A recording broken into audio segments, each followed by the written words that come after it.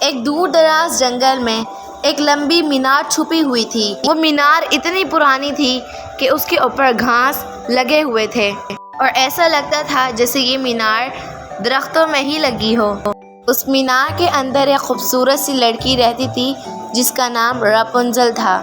اس کے بال اتنے لمبے اور سنہرے تھے۔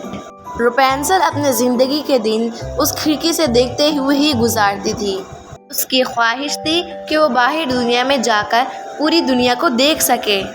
ایک جادوگرنی جو راپنزل سے روزانہ ملنے آتی تھی۔ اس بری سی جادوگرنی نے راپنزل کو بچپن سے ہی قید کر رکھا تھا۔ جادوگرنی اس لمبی سی مینار سے چڑھنے سے پہلے کہتی، راپنزل اپنے سنہرے بال نیچے کرو۔ وہ اپنے بالوں کو نیچے کر دیتی تھی تاکہ وہ چڑیل اوپر چڑھ سکے۔ راپنزل اپنے دنوں کو خوبصورت بنانے کے لیے اپنے سنہری آواز سے گانا گاتی تھی۔ اس کی سنہری آواز جنگل میں گونجتی تھی۔ ایک دن شہزادہ راپنزل کی خوبصورت آواز سن کر جنگل تک آ گیا۔ وہ اس آواز سے متاثر ہوا اور اس آواز کا پیچھا کرتا رہا اور وہ اس لمبی مینار تک پہنچ گیا۔ جب اس نے وہ خوبصورت آواز قریب سے سنی تو اس نے فیصلہ کیا کہ وہ لمبی مینار تک جائے گا کہ آخرکار اتنا خوبصورت گانا کون گاتی ہے۔ اس نے چڑیل کی آواز میں کہتے ہوئے کہا، راپنزل اپنے بال نیچے کرو۔ راپنزل نے اپنے سنہرے بالوں کو نیچے کیا اور شہزادہ مینار کے اوپر چڑھ گیا۔ کو دیکھا تو اس کا دل خوشی سے دھڑک رہا تھا۔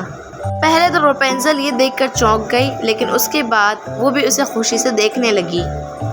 پہلے تو وہ ایک دوسرے سے ملے، اس کے بعد وہ شہزادہ اور راپنزل نے مینار سے بھاگنے کا فیصلہ بنایا۔ راپنزل اس فیصلے سے بہت خوش تھی کیونکہ راپنزل نے پوری دنیا نہیں دیکھی تھی اور نہ ہی دنیا کے لوگ۔ وہ یہ باتیں کر ہی رہے تھے کہ اچانک جادوگرنی آ گئی۔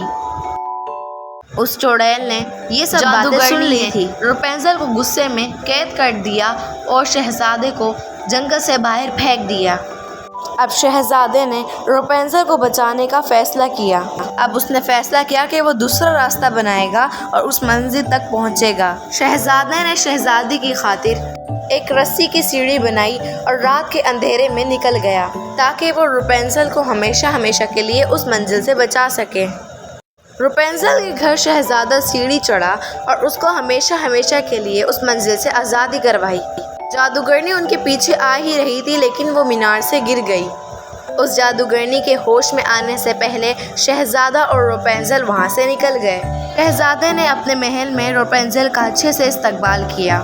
اب اس سلطنت والے چاہتے تھے کہ شہزادے کی شادی راپنزل سے ہو جائے اور کچھ ہی دنوں میں ان کی شادی ہو گئی۔